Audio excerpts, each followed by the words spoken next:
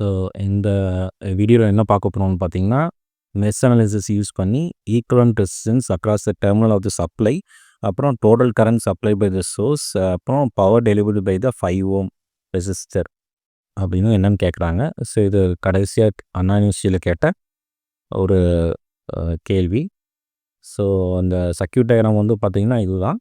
So இதில் என்ன கேட்டிருக்காங்கன்னு பார்த்தீங்கன்னா, ஈக்குவலன்ட் ரெசிஸ்டன்ஸ் கேட்டிருக்காங்க இல்லையா? ஸோ ஈக்குவலன்ட் ரெசிஸ்டன்ஸ் அப்படின்னா இவ்வளோ ரெசிஸ்டன்ஸ் இருக்குது, இவ்வளோ ரெசிஸ்டன்ஸை வந்து என்ன பண்ணணும் அப்படின்னா ஒரே ரெசிஸ்டன்ஸாக மாற்றணும். சரியா? இப்போ நான் வந்து உங்களுக்கு வந்து என்ன சோர்ஸ் இருக்குது, 10 வோல்ட்டுங்கிற சோர்ஸ் இருக்குது. இதை வந்து இப்போ நான் வந்து ஒரே ஒரு ரெசிஸ்டன்ஸாக மாற்றினேன் அப்படின்னா இந்த ரெசிஸ்டன்ஸ் பேர் தான் என்னது, ஈக்குவலன்ட் ரெசிஸ்டன்ஸ்னு சொல்லுவோம். இது 10 வோல்ட்னு தெரியும், இங்கே இந்த ரெசிஸ்டன்ஸ் எவ்வளோன்னு தெரியாது இல்லையா? ஸோ அப்போது ஓம்ஸ் லா படி பார்த்திங்கன்னா V = IR. ஸோ இந்த ரெசிஸ்டன்ஸ் இதுதான் ஈக்குவலன்ட் ரெசிஸ்டன்ஸ் வச்சுக்கோங்களேன். ஸோ இப்போ எனக்கு என்ன அடுத்த கேள்வி என்ன கேட்டிருக்காங்க, total current supply by the சோர்ஸ்னு கேட்டிருக்காங்க. ஸோ இதுதான் என்னோடய சோர்ஸு. ஸோ இதில் இருக்க கரண்ட்டை ஃபைண்ட் அவுட் பண்ணணும் அப்படின்னா I = 10/R ஈக்குவலன்ட்னு போட்டிங்க அப்படின்னா உங்களுக்கு கரண்ட் கிடச்சிடும் இல்லையா?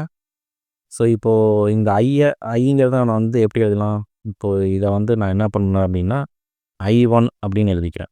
இங்கே ஃப்ளோ ஆகிற கரண்ட்டை வந்து I1 அப்படின்னு எழுதிக்கிறேன். ஸோ இந்த I1ங்கிற கரண்ட் வந்து என்ன ஆகுது அப்படின்னா I1ஆகவும் ஸ்ப்ளிட் ஆகுது, அப்புறம் I2 - I1ஆகவும் ஸ்ப்ளிட் ஆகுதுன்னு வச்சுக்கோங்க. சரியா? இப்போ பாருங்கள், இந்த இடத்துல நான் வந்து கிர்ச்சாஃப்ஸ் கரண்ட்டில் அப்ளை பண்ணேன். இந்த நோடில் கிர்ச்சாஃப்ஸ் கரண்ட்டில் அப்ளை பண்ணேன் அப்படின்னா incoming current is equal to out going current இல்லையா? உள்ளே வர கரண்ட்டும் வெளியில் போகிற கரண்ட்டும் ஈக்குவலாக இருக்கணும். I1 + I2 - I1. ஸோ இப்போ இது ரெண்டையும் நீங்கள் சால்வ் பண்ணிங்க அப்படின்னா என்ன வந்திருக்கணும், ஸோ அப்போது இதை வந்து எப்படி எழுதியிருக்கணும், I1 - I2ன்னு எழுதியிருக்குன்னா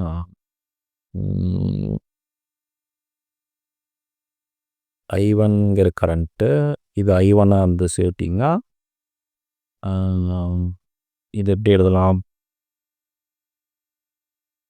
இதை வந்து I2ன்னு எழுதியிருக்கணும், இதை வந்து I1 - I2ஆக எழுதியிருக்கணும் இல்லையா?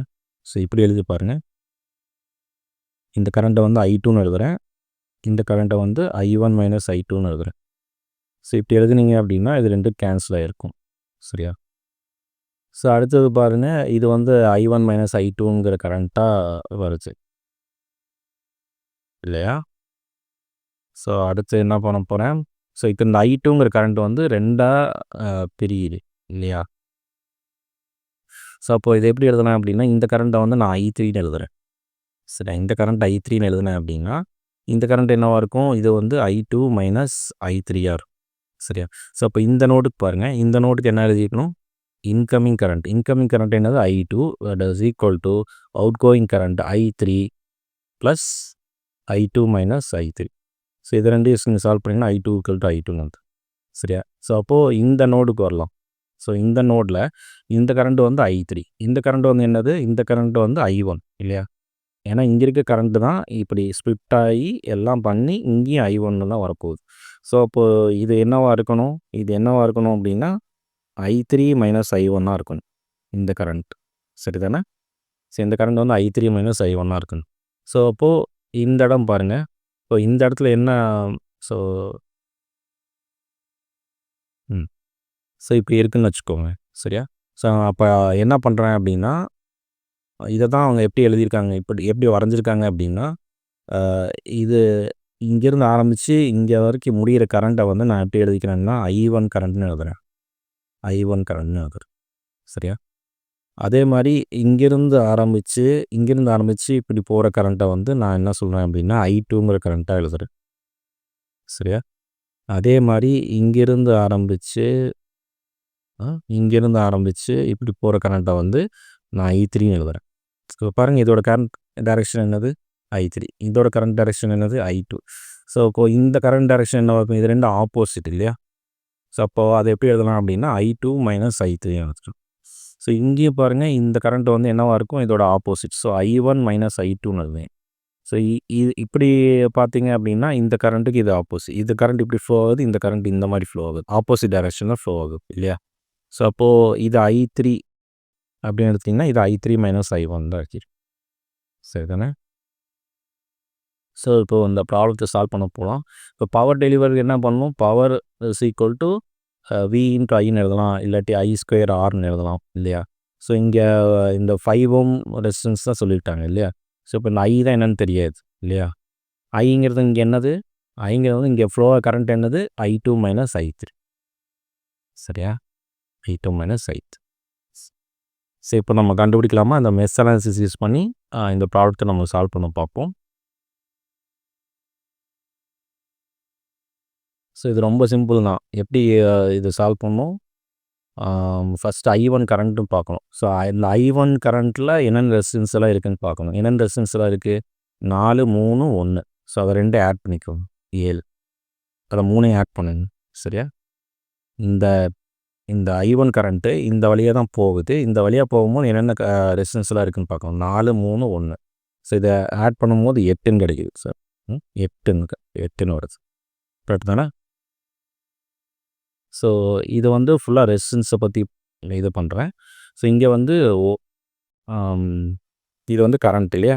ஸோ இது என்ன கரண்ட்டு? I1 கரண்ட்டு, இது வந்து I2 கரண்ட்டு, இது வந்து I3 கரண்ட்டு.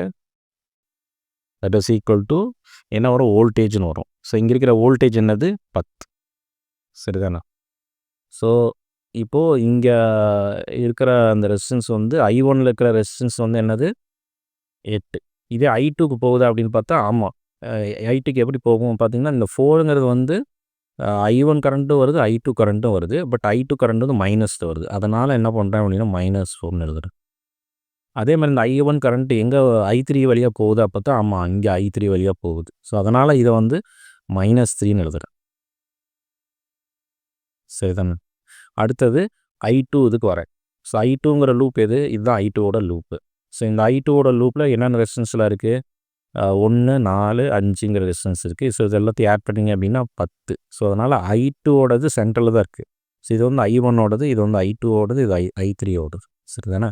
ஸோ இது I2ங்கிறது வந்து சென்டரில் இருக்குது. ஸோ அதனால் அதை வந்து 10ன்னு எழுதுனேன். இது வந்து I3 இல்லையா? ஸோ I3 வழியாக என்ன ரெசிஸ்டன்ஸ் இருக்குது? 5ங்கிற ரெசிஸ்டன்ஸ் இருக்குது. அது ஆப்போசிட் டைரெக்ஷன் தான் இருக்குது. அதனால் -5ன்னு எழுதுறேன். இதே வந்து I1 பார்த்தீங்கன்னா, இது வந்து -4ன்னு எழுதலாம் இல்லையா? -4ன்னு எழுதலாம். புரியுதுல்ல? இதே மாதிரி I3 ரெசிஸ்டன்ஸ் பண்ணலாம். ஸோ I3யில் எவ்வளோ ரெசிஸ்டன்ஸ் இருக்குது? 10. 5 + 2 + 5. ஸோ அதனால் அதை 10ன்னு எழுதணும். I1 வழியாக அந்த ரெசிஸ்டன்ஸ் எங்கே இருக்குது அப்படின்னு பார்த்தீங்கன்னா, இந்த இடத்துல தான் இருக்குது இல்லையா? ஸோ அதை எப்படி எழுதலாம் அப்படின்னா, -3ன்னு எழுதலாம் இல்லையா? 5ங்கிற ரெசிஸ்டன்ஸ் வந்து I2 வழியாக பாஸ் ஆகுது. அதனால் அது -5ன்னு எழுதும். ஸோ இங்கே ஏதாவது வோல்டேஜ் இருக்கா? I2க்கு பார்த்தீங்கன்னா எந்த வோல்டேஜுமே இல்லை. அதனால் இதை 0ன்னு போடுறேன். இங்கே ஏதாவது வோல்டேஜ் இருக்கா? அதுவும் இல்லை. அதனால் அதுவும் 0ன்னு போடுறோம். சரி. ஸோ இப்போது டெல் கண்டுபிடிக்கணும். ஸோ டெல்லுங்கிறது என்னது? இந்த ரெசிஸ்டன்ஸோட இந்த மேட்ரிக்ஸோட டிட்டர்மினன்ட் இல்லையா? ஸோ இதை நீங்கள் கால்குலேட்டர் யூஸ் பண்ணி போட்டிங்கன்னா சீக்கிரமாக போட்டுடலாம். நான் இதை வந்து நார்மலாக சால்வ் பண்ணுறேன். ஸோ 8 × 100 - 25 + 4 × உங்களுக்கு தெரியும்னு நினைக்கிறேன். இது வந்து -40 - 15 இல்லையா? -3 × 20 + 30.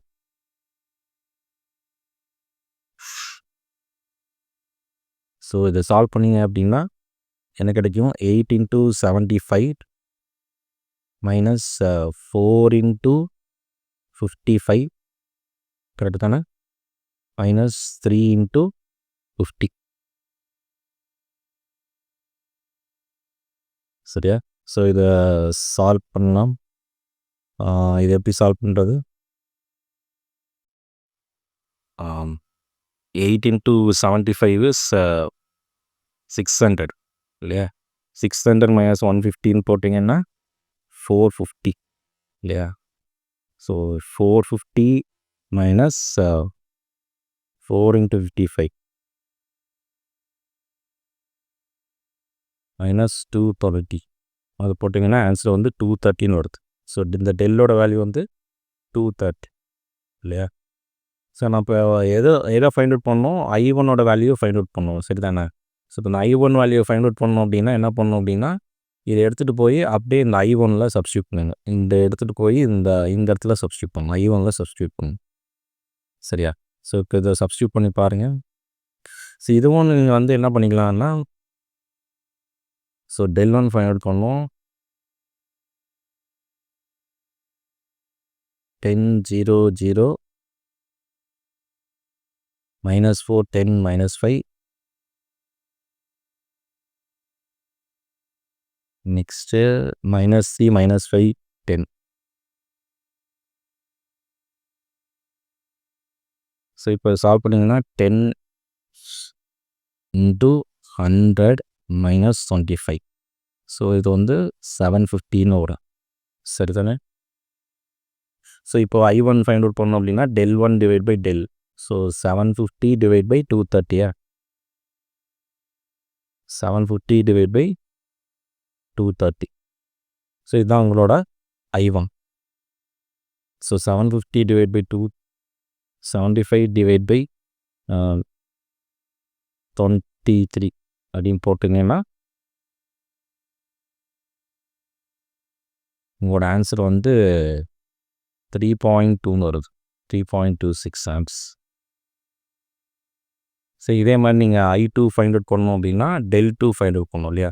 ஸோ del2க்கு வந்து இந்த இடத்துல வந்து நீங்கள் 0 அந்த வோல்டேஜோட வேல்யூ சப்ஸ்டியூட் பண்ணியிருக்கீங்க. ஸோ அப்போ நீங்கள் சப்ஸ்டியூட் பண்ணும்போது ஏன்னா நான் பவர் கண்டுபிடிக்கணும் இல்லையா? ஸோ அப்போ பவர் கண்டுபிடிக்கணும்னா இப்படி தான் சப்ஸ்டியூட் பண்ணி ஆகணும். 8 - 4 - 3. ஸோ இப்போ இதை சால்வ் பண்ணிங்க அப்படின்னா இதெல்லாம் 0 ஆயிரும். ஸோ -10 சால்வ் பண்ணிங்கன்னா -40 -15 +3 × 0 தான் வரும். ஸோ இது வந்து 55 515 வருது இல்லையா? ஸோ I2ஓட வேல்யூ வந்து 55 டிவைட் பை 23. இதை நீங்கள் சால்வ் பண்ணுவீங்க அப்படின்னா 2.39 வருது. 2.39.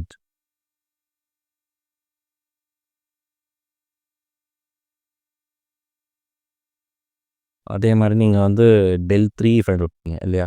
ஸோ del3 ஃபைண்ட் அவுட் பண்ணோன்னா 8 - 4 - 3 10 0 0. இது வந்து -4 10 -5 -4 10 -5. இதை சால்வ் பண்ணும்போது கண்டிப்பாக வந்து 10 தான் வரும். ஸோ 10 × 20 + 30. ஸோ 500ன்னு வருது. அப்போது I3யோட வேல்யூ வந்து 50 டிவைட் பை 23. 50 டிவைட் பை 23 என்னன்னு பாருங்கள். அது வந்து 2.17. ஸோ I2 மைனஸ் I3 இல்லையா? I2 மைனஸ் I3 வந்து ஆன்சர் வந்து 0.216 ஆம்ப்ஸ் இல்லையா? ஸோ இப்போ வந்து நான் என்ன ஃபைண்ட் அவுட் பண்ணணும் பார்த்தீங்கன்னா I1 ஃபைண்ட் அவுட் பண்ணிட்டேன் இல்லையா? I1ஓட வேல்யூ என்னது? I1ஓட வேல்யூ வந்து 3.26. 3.26.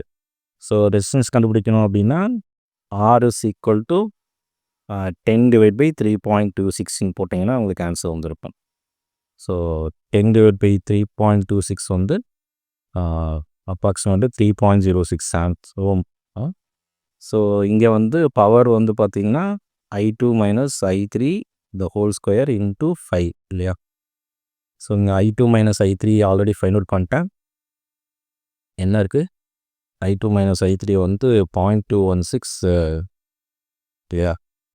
0.216ஓட ஸ்கொயர் பண்ணிவிட்டு அதை வந்து நீங்கள் 5ஆல் மல்டிப்ளை பண்ணிங்க அப்படின்னா வில் கெட் 0.233 வாட்ஸ்.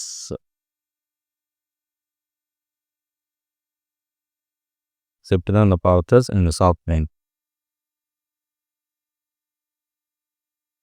ஸோ என்னோடய பிளேலிஸ்ட்டு கீழே இருக்குது, அந்த டிஸ்கிரிப்ஷனில் இருக்குது. ஸோ அதையும் பாருங்கள். இதில் ஏதாவது வேறு ஏதோ சந்தேகம் இருந்ததுன்னா நீங்கள் வந்து இதோட ஆன்சர் கரெக்டாக இருக்கா அப்படிங்க பார்க்குறத விட இதோட ஸ்டெப்ஸ் எப்படி இருக்குது அப்படிங்கிறத ஃபாலோ பண்ணுங்கள். ஸோ அதுதான் ரொம்ப முக்கியம். சார்